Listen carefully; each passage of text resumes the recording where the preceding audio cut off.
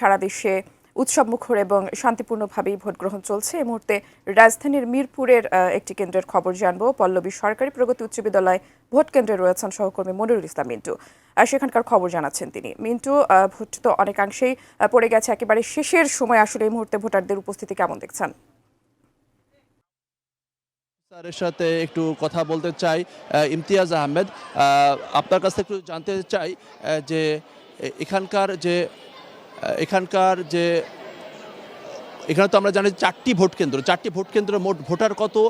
এখন পর্যন্ত vote cast কেমন হয়েছে? আচ্ছা, আমাদের এখানে মূলত সরকারি প্রগতি উচ্চ বিদ্যালয়ে মূলত 4টি ভোট কেন্দ্র রয়েছে। এর মধ্যে 2টি পুরুষ এবং 2টি মহিলা। তো 4টি ভোট কেন্দ্রের মধ্যে অন অ্যারাউন্ড আপনার 3900 সামথিং করে যদি আমরা হিসাব করি, অ্যারাউন্ড 4টা কেন্দ্রে 16,000 প্লাস ভোটার আছে, পুরুষ মহিলা হিজড়া 3টা গোষ্ঠী মিলিয়ে।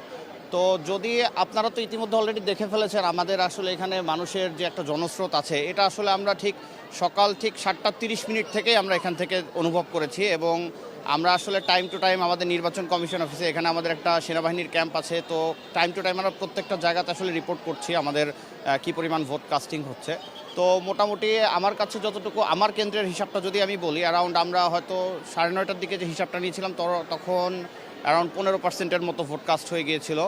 তারপর আমরা দুপুরের দিকে 1টার দিকে একটা কাস্ট করেছিলাম, তখন অ্যারাউন্ড 33% ভোটার হয়ে গেছে। এবং রিসেন্টলি আমি আসলে একটু আগেই আসলে মাত্র হিসাবটা করলাম, এখন আমাদের অ্যারাউন্ড 42-43% মতো ভোটার অলরেডি ভোট দিয়ে ফেলেছেন। এবং এখন আমরা তো দেখছি যে আর ভোট গ্রহণের আর মাত্র 1.5 ঘন্টা বাকি রয়েছে। যে লম্বা লাইন, তাতে তো 4:30টার মধ্যে আসলে এই ভোট গ্রহণ হয়তো সম্ভব হবে না। সেক্ষেত্রে আসলে কি প্রস্তুতি কি?